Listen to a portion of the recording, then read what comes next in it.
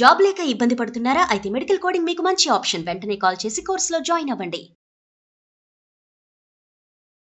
నమస్తే, welcome to Suman TV. ప్రస్తుతం మనతో పాటు రాజేశ్వరి అమ్మగారు ఉన్నారు. వీరితో ఈ రోజు కొన్ని విషయాలు మనం మాట్లాడదాం. అమ్మ నమస్తే. అమ్మా నమస్తే అమ్మా. అమ్మ, ఇప్పుడు చూస్తుంటాం లైక్ రిలేషన్షిప్స్ లో చాలా ఫాస్ట్ గా ఇప్పుడు ఒకరి నుంచి ఒకరు షిఫ్ట్ అయిపోయి త్వరగా బ్రేకప్స్ చెప్పేసుకుంటూ రిలేషన్స్ అనేవి చాలా త్వరగానే విడిపోతున్నారు. సో ఇలా విడిపోయినప్పుడు వీళ్ళిద్దరిలో ఎక్కువగా బాధపడేది ఎవరంటారు అసలు? అంటే అమ్మాయికి ఎక్కువ బాధ ఉంటుందా, అబ్బాయికా? మనం అందరినీ ఒకే రాట కట్టలేము, అంటే ఒకే తాటి మీద పెట్టలేము. It depends upon there mental status. అంటే కొంతమంది చాలా ఎమోషనల్ ఉంటారు, మగపిల్లలైనా చాలా ఎమోషనల్ ఉంటారు. బ్రేకప్ అయిపోతే వాళ్ళు ఎక్కువ చాలా బాధపడతారు. అమ్మాయి స్ట్రాంగ్ గా ఉందనుకో, అమ్మాయి ఎక్కువ బాధపడకపోవచ్చు. జనరల్ గా ఆడవాళ్ళు ఎక్కువ ఎమోషనల్ ఉంటారు కాబట్టి ఆడవాళ్ళు ఎక్కువ బాధపడతారు. మగవాళ్ళు అలాంటిది పెద్దగా పట్టించుకోకపోవచ్చు. కానీ కొంతమంది విషయంలో మాత్రం చాలా ఎమోషనల్ ఉంటారు, అంత తేలిగ్గా మర్చిపోలేరు. ఇప్పుడు దేవదాసు పార్వతి కథ విన్నారు. ఆవిడ ఇంకో పెళ్లి చేసుకుంది, కష్టమో సుఖమో వెళ్ళిపోయింది. కారణాలు ఏవైనా కానీ ఆవిడ జీవితం ఆవిడ సెటిల్ అయిపోయింది. ఈయన మాత్రం ఆవిడనే గుర్తు చేసుకుని ఆవిడ మర్చిపోలేక తాగుబోతుగా మారారు. ఎందుకంటే అది వాళ్ళ మధ్య ఉన్న రిలేషన్కి అంత తొందరగా బ్రేకప్ అయితే చెప్పుకున్నారు, కానీ మనసులోంచి ఆ మనిషిని తీసేయలేకపోయారు. అలాంటి ఎమోషనల్గా వీక్గా ఉన్న మనుషులు ఆడవాళ్ళైనా అంతే, మగవాళ్ళైనా అంతే. అందరూ ఒకేలా ఉంటారు.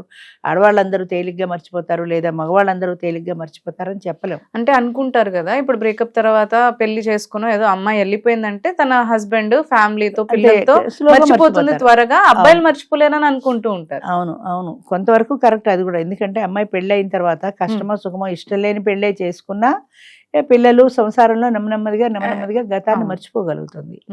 మరి మగవాడు కూడా పెళ్లి చేసుకుంటే అలాగే మర్చిపోతారు కదా.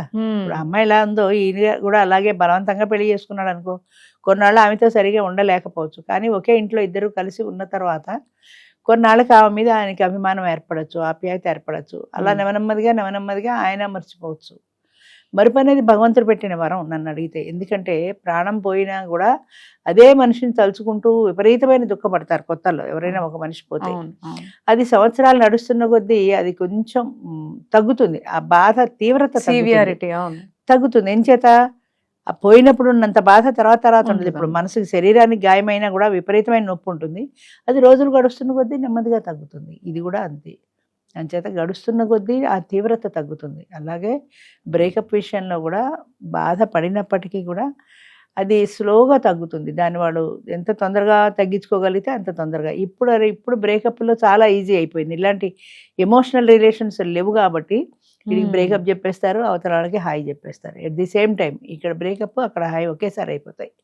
ఆడైనా అంతే. ఈ బాధ ఎందుకు పడాలబ్బా అని చెప్పేసి అంత లేవు, అసలు అలాంటి ఎమోషన్సే లేవు ఆడ మగ మధ్యన. అంటే ఎందుకు ఆ బాధ ఉండట్లేదు అంటారు? అంటే ఎమోషనల్ రిలేషన్ లేదు వాళ్ళిద్దరు ఉంటున్న రిలేషన్షిప్ లో వాళ్ళు ఎమోషనల్ గా బాండ్ అవ్వట్లేదు, బాండింగ్ లేదు వాళ్ళిద్దరి మధ్యన. ఒక అవసరం కోసం కలిశారు అంతే. వాళ్ళ మధ్యన ఒక నీడ్ ఉంది, ఆ నీడ్ సాటిస్ఫై అవ్వాలి కాబట్టి కలిశారు. అదే ప్రేమ అనుకుంటున్నారు. అది ప్రేమ కాదు, ఇన్ఫాక్చుయేషన్. అదే ప్రేమ అయితే దానికే వాళ్ళు బద్దులై ఉంటారు కదా. ఎక్కడో కార్టూన్ చూశాను, గర్ల్ ఫ్రెండ్ బాయ్ ఫ్రెండ్ ఇద్దరు కూర్చున్నారు. ఆ అమ్మాయి భుజం మీద చెయ్యేశాడు ఇట్లా వెనక వేసి, అవతల పక్కన ఇంకొక అమ్మాయిని అమ్మాయిని గోకుతున్నాడు వాడు. ఈ భుజం మీద ఈ అమ్మాయి భుజం మీద చెయ్యేసి అవతల అమ్మాయిని గోకుతున్నాడు. అంటే ఏంటనమాట, ఈ పక్కన కూర్చున్నాడు కానీ వీడికి ఏం ఎమోషన్స్ లేవు. ఇదంటే కొత్త అమ్మాయికి ట్రై చేసుకుంటున్నాడు. ఈ అమ్మాయి అటు తిరిగి కూర్చుంది, వెనక ఏం జరుగుతుందో దానికి తెలియదు కాబట్టి ఆహా నా భుజం మీద చెయ్యేశాడని ఆ అమ్మాయి అనుకుంటుంది. అలా రకరకాల మనుషులు ఉంటారమ్మా. ఎమోషన్ అనేది అది మాటలకు అందని ఒక భావన, మానసికమైన భావన. అంటే ఆ ఇద్దరు వ్యక్తులు కలిసి ఉన్నప్పుడు ఈ వ్యక్తితో నేను కలిసి జీవించాలి, చావైనా బతికైనా ఈ వ్యక్తితోటే నేను ఉండాలి అనే భావన వచ్చినప్పుడు అంత తేలిగ్గా మర్చిపోలేరు కదా. బ్రేకప్ చెప్పినా మర్చిపోలేరు. అది పోయింది, వీడికంటే వాడే బాగున్నాడు, వీడికంటే వాడే డబ్బున్నవాడు, అలా ఏదో ఒక భావన. అలాగే ఆ అబ్బాయి కూడా అంతే, ఈ అమ్మాయి కంటే ఆ అమ్మాయి బాగుంది, ఈ అమ్మాయి కంటే ఆ అమ్మాయి డబ్బున్నది, ఇలా ఏదో ఒక ప్లస్ పాయింట్ కనపడుతుంది కొత్త వ్యక్తుల్లో. ఇంకోటి ఏంటంటే కొత్తతనం కోరుకునే మనస్తత్వం. అంటే ఇప్పుడు ఈ హోటల్లో దోశ బాగాలేదు, ఆ హోటల్లో ఎలా ఉందో, కొత్తగా పెట్టారు కదా టిఫిన్, అక్కడ ఎలా ఉందో. ఇడ్లీ దోశకిను మనిషికి తేడా లేదు అక్కడ. ఇడ్లీ దోశ ఎంతో మనిషి కూడా అంతే.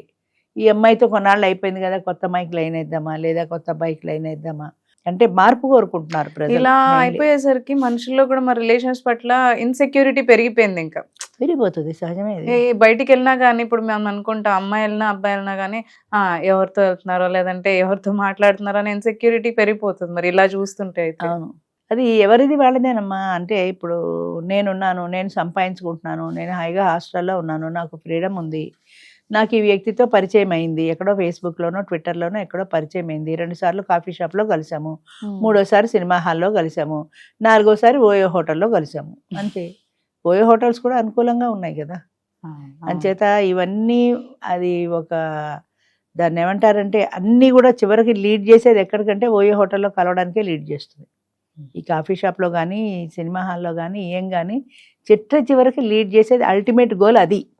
ఇప్పుడు ఎంత వీళ్ళు మోసం చేసుకుని మేము ఆ ఉద్దేశంతో లేము అని అన్నా చివరికి అల్టిమేట్గా గోల్ అది. ఆ తర్వాత ప్రెగ్నెన్సీ, ఆ తర్వాత అబార్షన్, 1 by 1 ఒకదాని వెనక ఒకటి వస్తాయి. అది మొట్టమొదటే మనం కంట్రోల్ పెట్టుకోగలిగితే మేలు కదా అనుకుంటే, అలా కంట్రోల్ పెట్టుకున్న ఆడది కానీ మగవాడు కానీ ఎందుకు పనికిరాని చవట సన్యాసి కింద లెక్క వాళ్ళ ఫ్రెండ్ సర్కిల్లో. వాడికి ఒక బాయ్ ఫ్రెండ్ లేడు, వీడికి ఒక గర్ల్ ఫ్రెండ్ లేదు అని అంటే అమ్మాయిల కంటే ఎక్కువ కూడా అబ్బాయిలలో ఉంటుందేమో. చాలా ఇన్సల్ట్ ఫీల్ అయిపోతారు. నీకు ఒక గర్ల్ ఫ్రెండ్ కూడా లేదా అంటే చాలా ఇన్సల్ట్ ఫీల్ అయిపోతారు. నాకు ఎంతమంది గర్ల్ ఫ్రెండ్స్ ఉంటే అంత గొప్ప. అదే డబ్బున్న వాడైతే ఇంకా ఎక్కువ మందిని, ఎందుకంటే క్లబ్బులకి పబ్బులకి తీసుకెళ్ళగలడు, వాళ్ళ ఖర్చులు మెయింటైన్ చేయగలడు కాబట్టి వాడికి ఎక్కువ మంది గర్ల్ ఫ్రెండ్స్ వస్తారు. అంచేత ఎంతమంది, నాకు 10 మంది గర్ల్ ఫ్రెండ్స్ ఉన్నారు తెలుసా అని గొప్పగా చెప్పుకుంటాడు అనమాట. సింగిల్ ఒక్క అమ్మాయితో డెడికేటెడ్ గా ఉంటే లెక్క కడుతున్నారు.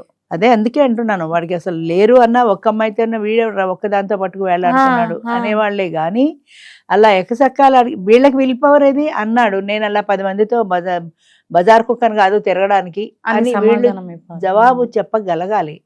అది ఏదో ఇన్సల్ట్ లా ఎందుకు ఫీల్ అవుతావు? నువ్వు చేసే పని కరెక్ట్ అయినప్పుడు కామెంట్ చేస్తారు, ఎవరో ఒకరు ఏదో ఒకటి అంటారు. సమాజం ఏమంటుందో అనే వాళ్ళ కోసమని నేను 10 మంది గర్ల్ ఫ్రెండ్స్ని మెయింటైన్ చేస్తున్నా, నేను 10 మంది బాయ్ ఫ్రెండ్స్ని మెయింటైన్ చేస్తున్నా అనేదానికంటే ఒక మనిషికి స్టిక్ అయితే, అందుకే ఒక భార్యకి ఒకటే భర్త, ఒక భర్తకి ఒకటే భార్య అన్నారు ఇదివరకు. ఆ భార్యకి కూడా అత్యున్నత స్థానం ఇచ్చారంటే ఆమె లేనిదే ఆయన పూజలు పునస్కారాలు కన్యాదానాలు ఏమి పీట ఎక్కితే పక్కన భార్య ఉంటేనే అర్హత ఉంది, పురుషుడికి అర్హత లేదు. అంత ప్రాధాన్యం ఇచ్చారు. ఇప్పుడేమున్నాయి? ఇప్పుడు అవన్నీ పోయినాయి కదా. నేను ఒకళ్ళు చెప్తే లొంగే వాళ్ళని కాదనే విల్ పవర్ ఉండాలి. ఒకడు అన్నాడని 10 మంది గర్ల్ ఫ్రెండ్స్ నేను పెట్టుకోను, నాకు ఒకళ్ళు చాలు అనే భావన అబ్బాయిల్లో ఉండాలి, అమ్మాయిల్లో కూడా ఉండాలి.